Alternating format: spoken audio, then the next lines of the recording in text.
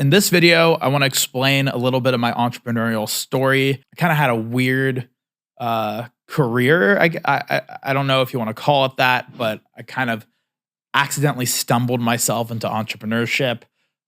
Became a millionaire in my 20s, not really even seeking it necessarily, maybe out of desperation. So hopefully this video, I know there's so many of these people, like these 20-year-olds who stand on Lamborghinis and rent Airbnbs and talk about all the money they made.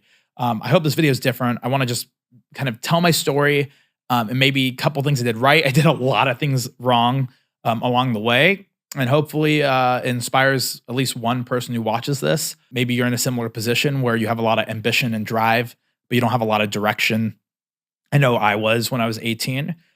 So let's kind of start at 18. So little backstory: born and raised in California. Most of my life, my parents are your very stereotypical Indian parents. My mom's a biologist. My dad was an engineer. Kind of, struggling, always kind of getting laid off at companies. We moved around a lot. Every 3 or 4 years, I'd move to a different city. But my parents really just would save every dollar, coupon clip.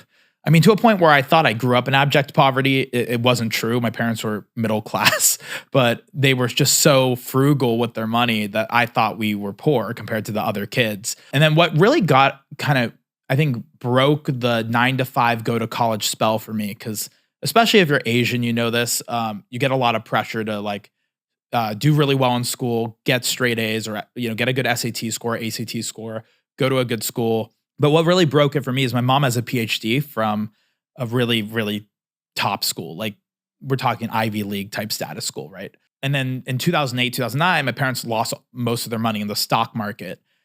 So all the saving, living like crap, never having a nice car. My parents never had a new car, like driving Toyotas. Well, all this education, all these degrees, and they still lost most of their money in 2008, 2009. And they had no cash flow. So not only did they lose all the money, they got laid off because they didn't have any cash flows or assets or way to make them money, right? And so they ended up moving back to India. So I did high school in India, which, when you're born and raised in California, and you can tell I don't have an accent, going to India was very devastating, right? Going to a third world country is a very cultural, shocking thing to me. So, and in India, they don't value creativity, or especially South India, where I'm from. They don't value creativity, and I'm a good piano player. Like, all these creative, artsy things, they're like, you got 3 things you can do with your life. You could be an engineer, you could be a doctor, you could be a lawyer. That's it. Anything else, you're classified as a loser in South India. So I kind of reluctantly picked engineer, just because I liked computers, but I wasn't really good at it. I just liked it, and I liked Apple, and I kind of liked tech culture. When I was 18, because my parents now are in India making no money, right? They're like, my mom has a PhD. She's making $40,000 a year with a PhD in India. I decided to go to community college. And when I went to community college, I was paying for it. I was doing all these odd jobs, trying to make my way, and taking the public bus. I was staying at my grandmother's little Section 8 apartment, right? So in Santa Ana, California, not a great area. Like, I've had a gun pulled on me, like, very sketch area. But I would take the public bus to and from community college. And I remember I went to a marketing class because I thought marketing was interesting. And the professor was talking about how you can print out flyers to market your business. Mind you, this was in 2015, right? 2014, 2015, somewhere around there. And I just lost it. I'm like, really? Like, I'm paying money. I'm going into debt a little bit, to learn how to print out flyers. So I was just on the lookout for some real mentorship, some real guidance. So I went and searched for everyone I could find who was good at marketing. Ended up finding a guy who was making, $100,000 a month in the sweatpants. And I basically told him, hey, can I just sit next to you and get work for free? In fact, I offered him money I was like, this is the last bit of money to my name. Like, could I pay you to sit behind you and be your coffee boy and staple papers and stuff? Because it's just anything to get a break. So did that. Ended up sitting behind him, kind of learning certain things. But then I also realized there's some things that just came intuitively to me that I also realized as well. And so that's how I kind of got into this business. And I started out literally like making $0. But then I started to build websites, kind of learn how to do SEO. That's what he was doing. It got to a point where I was at about 6 grand a month. And this was like during the summer where I'm supposed to go back to school to then transfer to a proper 4 year university. And I just decided, you know what? There's not a lot of people making 6 grand a month who are smart anyway out of school, let alone in life. Like that's like average American money. And I'm kind of doing this, like at 19 years old. Why don't I just go all the way in and just really double down? So I end up doubling down and I get to about 250 grand a year. And from there, it was very obvious to me, at least, that, I'm not going back to college because I can always go back. College will always take me in. Even if in 5 years Google disappears and the whole universe explodes, there's always going to be a college that will take me. But there are very few opportunities in life that make you that much money that young and do it ethically. That was the biggest thing. I'm helping small business owners out. I was helping real, mom and pop businesses. To this day, I get letters from these business owners that because their site, I help them get all these phone calls. I'm like the number one search term for them, that they're able to buy a home, they're able to provide for their kids. So that was like the part that really drove me more than the money. Because let's be honest, when you're 21 years old making 250 grand a year, like that's like making $1 trillion a year at that age. There weren't a lot of things I wanted. I had a cool car. I saved a lot of it. Obviously you pay a lot in taxes, but like still there's not a whole lot in there that you could be that reckless on. And so, yeah, I just decided to really lean in on that. And so that became from 250, it kind of grew to now, this year in total revenue. And I want to be honest, I do have now coaching income and stuff. So I don't want to like make you think it's all just from the websites, but I think this year I'll do something like 3 million in revenue. And I obviously have people at this size now, but a lot of it's profit. You can only imagine, right? So it's been a cool ride. So I'm going to give just a couple tips to anyone who's trying to make it in the game of entrepreneurship or business. I think one, please find a mentor.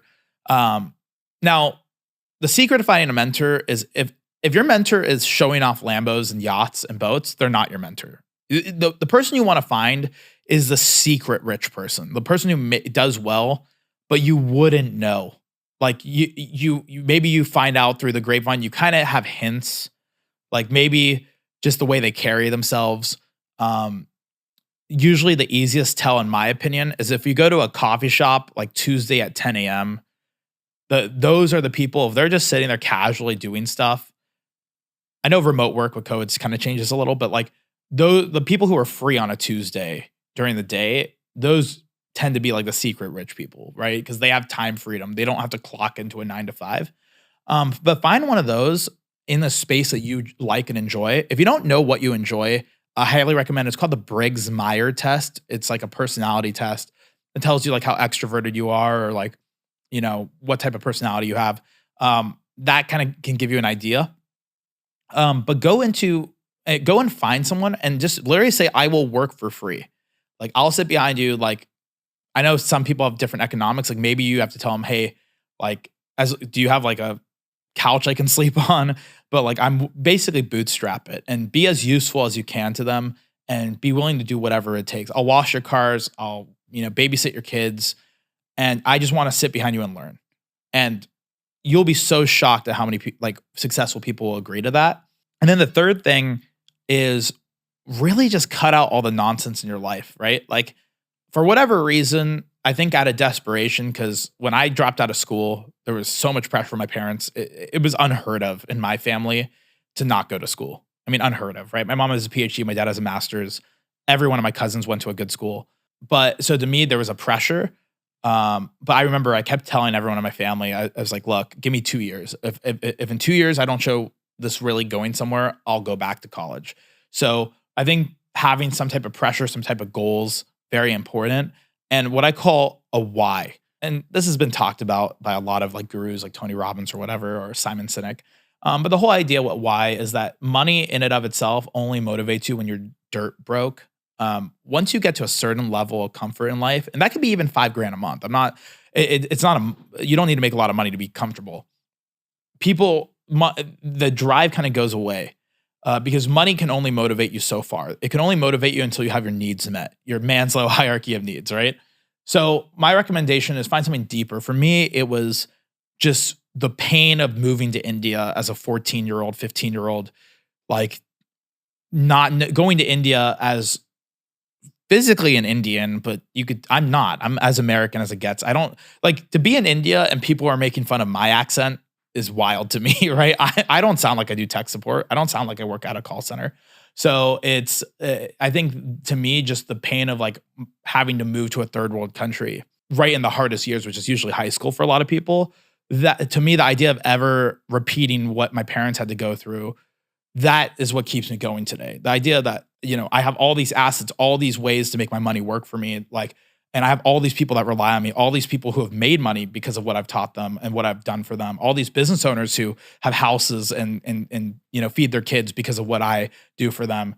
That's what drives me and what fuels me, especially at this point, right? Because you don't need the money I make to live a good life. I could have lived a great life on the 250 grand a year I had, 9 years ago or 8 years ago. So that's my little rant. I know, sorry if this video is a little messy, but I wanted to just give some kind of inspiration, some tips, and a little bit of my journey.